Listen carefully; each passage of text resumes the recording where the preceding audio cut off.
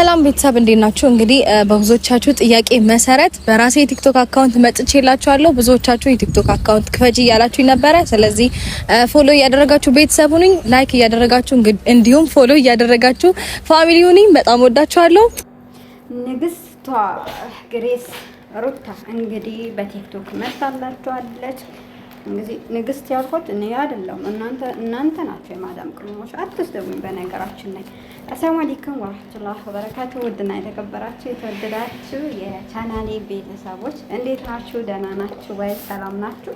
እኔ ጋር ሁሉ ሰላም፣ ሁሉ መልካም ነው። እንግዲህ ያው ዛሬ በጠዋቱ አዲስ አበባ ደርሼ መጥቻለሁ። ዱባዩን አስጎበኛችሁ፣ አዲስ አበባን አስጎበኛችሁ። እየጎበኛችሁ እናንተ ለመጎበኘት ብቻ ያብቃችሁ። መቼም እነ ሩታ ብቻ አይደለም ያስጎበኛችሁ፣ እኔም ላስጎበኛችሁ እና እናንተም ደግሞ ላይክ፣ ሼር፣ ሰብስክራይብ አድርጉኝ ማለት ነው። አይከፈልበትም። ሰብስክራይብ አታድርጉም። ታያላችሁ ቪዲዮ አይታችሁ ላላችሁ ግዴታ የማዳም ቅመም መሆን የለብኝም ማለት ነው። ኧረ ተው አበረታቱኝ። ለማንኛውም ሩታዬ የኔ ንግስት፣ የኛ ንግስት ቲክቶክ ላይ ለምን በራስሽ አትመጪም? ለምን ራስሽ አትሆኝም? ለምን የከሌን ቻናል የከሌን ቲክቶክ ታደምቂያለሽ?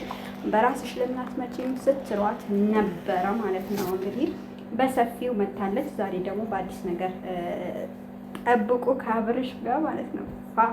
ተረሽ ብላ ትመጣለች። ያው ሰሞኑ ሐኪም ቤት እንደምትገባ ነግረዋታል። በዚህ አጋጣሚ ሊቆይም ይችላል ብለዋታል። ያው እኛ ደግሞ እንጠብቃለን። ልጅ ስንቶቻችን ነው የልጅ ልብስ ለመላክ የተዘጋጀን፣ አልጋ ለመግዛት የተዘጋጀን ስንቶቻችን አለ። ልጁ ብቻ ይወለድ ወንድ መሆኑን ሴት መሆኑን ይታወቅ። ለምን እስካሁን አልነገረችንም? ወንድ ነው ሴት ነው? ኧረ ማወቅ ነበረብን። ወይስ ቪዲዮ አመልጦኝ ነው? ኧረ ወይስ ንገሩኝ። ቪዲዮም ካመለጠኝ ንገሩኝና ሴት ናት ስም እናውጣላት። እኛንን ስም እናወጣው፣ እሱንም እንዳትረሱ። እንደገና ደግሞ ልብስ የምንገዛው ብዙዎቻችን ቃል ገብተናል። የዛኔ በተለይ በቴሌቪዥኑ ያልተሰማራን በአበሻ ልብሱ ያልተሰማራን ሰዎች ግዴታ እኔ ብዬ ነበር። ያው ቃሌን አላፈርስም ቃልም እንትን ብዬ ነበርና ልብስ ገዛለው። የዛኔ መንግስትን ቤት ስላፈረሰብኝ ስለነበረ ምንም ነገር ስላላደረግኩኝ አሁን ደግሞ የልጅ ልብስ ገዛለው። ያው ዱባይ ላይ ልብስ ታውቃላችሁ በጣም ውድ ነው። ኳሊቲ ልብስ ደግሞ ከዱባይ ልክላታለሁ እላችኋለሁ። ዛሬ በአዲስ ነገር መታለች። ቲክቶኳ ደግሞ ቤቷ ውስጥ ታገኙታላችሁ። ሊንኩን ተጭናችሁ ገብታችሁ የኔ ንግስት እንኳን ደህና መጣሽ ብላችሁ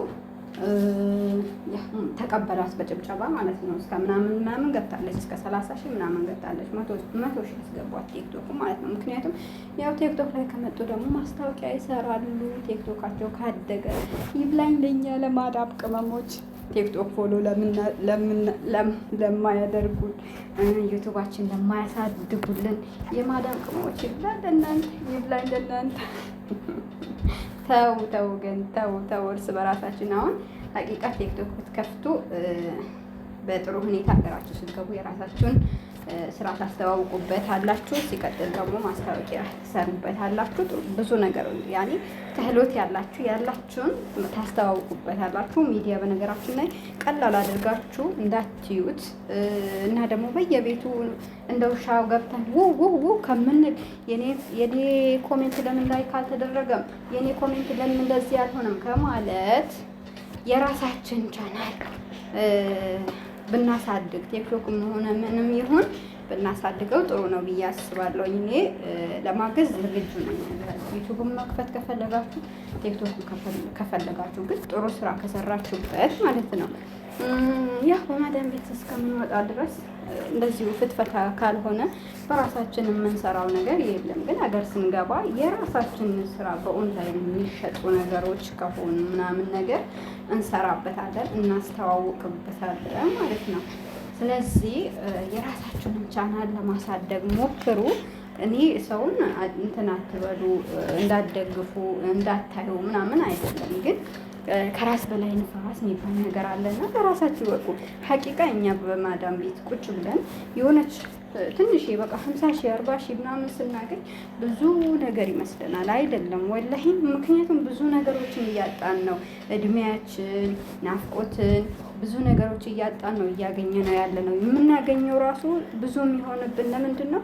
ወጣ ስለማንወጣ፣ የታክሲ ስለማንከፍል፣ ሳሙና በራሳችን የምንገዛ ጥቂቶች ነን ስለማንገዛ፣ ሁሉም ነገር በሰው እጅ ስለሆነ ያቺ ብር ብዙ ትመስለናለች። አገር ስንገባ ግን የታክሲ ሊኖርብን፣ ዘመድ ጥየቃ የሚባል ነገር አለ፣ ቤተሰብ የሚባል ነገር አለ። ብዙ ቀዳዳዎች ይከፈታሉ። የዛን የዚህ የሰበሰብናት ገንዘብ እዛ ስንሄድ ቶሎ ወደ ስራ ካልገባን ምንም ፋይዳ የላትም። በተለይ አሁን ላይ ማለት ነው። ስለዚህ የራሳችሁን ቻናል ለማሳደግ